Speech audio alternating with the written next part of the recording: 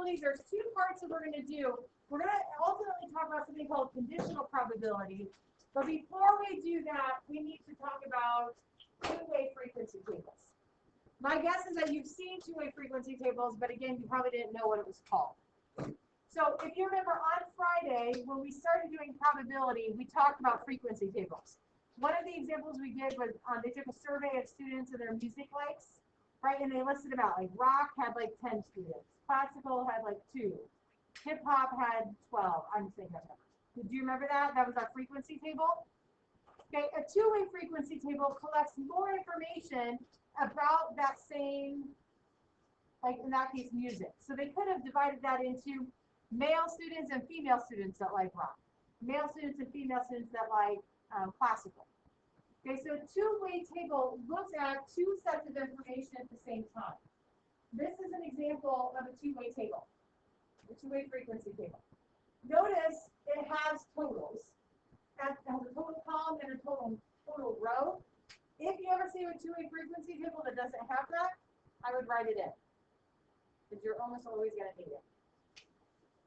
So the way this works is every row adds horizontally. So 112 plus 145 is going to give me 257. 139 plus 120 gives me 259. Even my totals work that way. 251 plus 265 gives me 516. The same has to hold true in my columns. Okay, 112 plus 139 equals 251. Okay, these two add together give me 265. My totals add together again give me 516. Is that okay? Have you seen this before? Probably. Okay. Sometimes what they do on the air test is they will leave some blanks. So for instance, maybe they wouldn't put this number in. So you have to understand that this first box plus the second box has to be added to be different. Okay. And we'll do some of those before the air test. All right, so here's an example of how we're going to use that. The table shows data about student involvement in extracurricular activities at a local high school. What's the probability that a randomly chosen student is a female who is not involved in extracurricular activities? So randomly chosen student. How many students are we surveying? 516. Out of those 516, how many of them are females that are not involved? So females not involved is 120. That's my numerator. So my total number of students was 516, and then the 120 is the number of females not involved. Is that okay? All right, next example. So this table shows the number of male and female students by grade level on the prom committee. So what's the probability that a member of the prom committee, how many members of the prom committee do we have? 12, that's my denominator. How many members is a male that is a junior? So how many male juniors do we have? 3, so it's just 3 out of 12. Is that all right? Okay. So now, those two-way frequency tables are often used with something called conditional probability.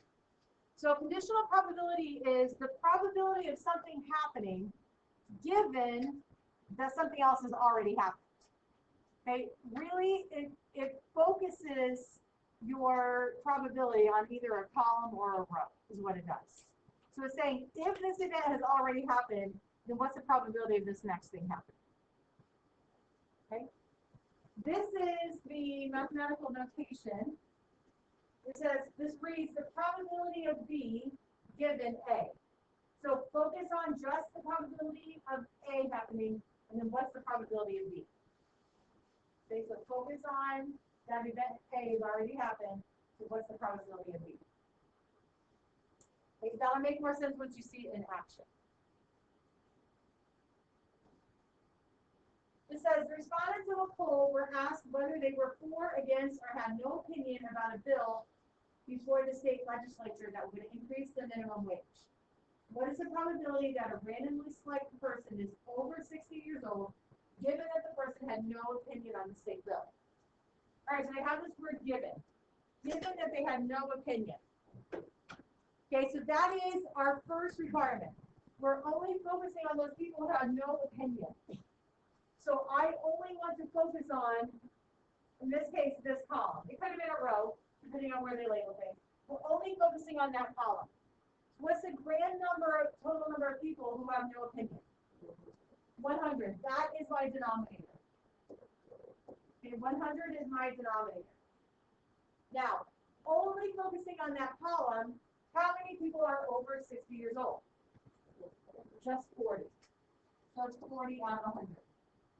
So that conditional probability is just focusing our probability into a certain category. All right, same table again.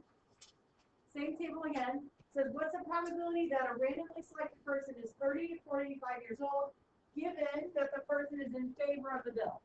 So there's that word given.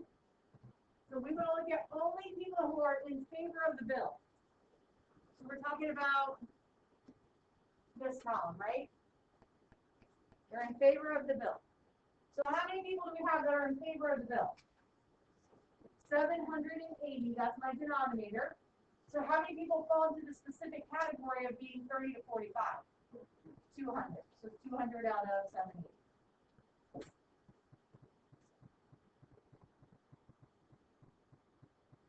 All right, one more question with this table. What's the probability that a randomly selected person is not 18 to 29, given that the person is in favor of the bill? So given that they're in favor of the bill, again, we're looking at the highlighted one here, right? So our denominator has to be 780 again. All right, so not 18 to 29. So we're really talking about this chunk of people right there. So it'd be 470.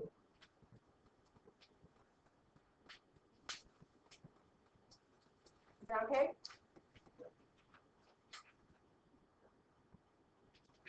All right, last one. Last example. A company has 150 sales representatives. 2 months after a sales seminar, the company vice president made the table of relative frequencies based on sales results. Okay, so before we go any further, remember relative frequencies are just the probabilities, right? We made a whole relative frequency column. It was just taking, we did like 7 out of 40, 8 over 40, 10 out of 40, 2 out of 40. Remember doing that? So this president, instead of leaving it as a fraction, made it as a decimal, but you could also think of these as percentages. 48%, 32%, 80%, 20%, 2%, 18, 20%. So 1, that means 100%, right? Instead of actually counting people, they're doing percentages. That's the only difference. It still works the same way. So it says, what is the probability that someone who attended the seminar had an increase of sales? They didn't use the word given this time. So we have to figure out, is this a given? And if it is, let's figure out what the given is. So notice that they said, what's the probability of someone who attended the seminar had an increase in sales? So what are we saying has to happen first? They have to attend the seminar, right? That is our requirement. That is our given. So we are only looking at attending the seminar. We only want to talk about the people who attended the seminar. All right, so what's the total for the people who attended the seminar? 0.8. Okay, now we want to know, did they have an increase in sales? So only the people who have an increase in sales, that's going to be 0.48. So technically, this is the correct answer. If I have a decimal divided by a decimal, I typically divide that out. It would be, I think, 0.6. Yeah,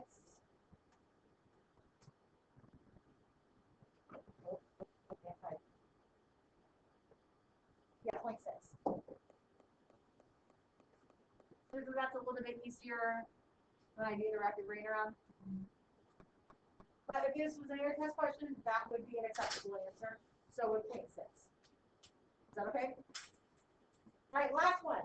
What's the probability that a randomly selected sales rep who did not attend the seminar did not see an increase? So who are we only focusing on here? Did not attend the seminar. Oops, the color is different. Did not attend the seminar here. In yellow, right? So this is yellow. All right, so what's our total? What's our denominator going to be? 0.2. So did not have an increase. It's going to be what? 0.18, so 18, right? All right, so if I were to divide that out, you should have 0.9. So 90%, which would make sense, right? They didn't attend a seminar to get better, so they didn't get any better, right? 90% of them didn't get any better. If you didn't try to get help, it's probably not going to get better. But there's going to be some people who defy the odds, right? All right, so I want to, we still have 5 minutes here. I want to get this in your hand, and I want to talk about the first couple, because once you do conditional probability, that's all you want to do, but not everything is conditional probability.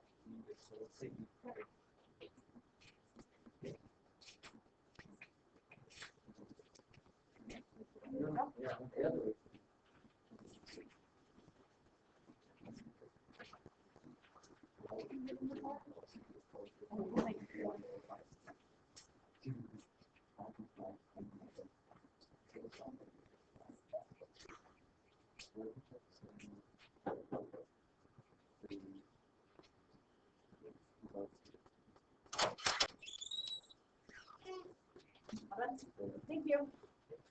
All right, so let's look at, you guys need a paper? All right, so let's look at the first couple here. So the first one says the probability of being a 7th grade girl.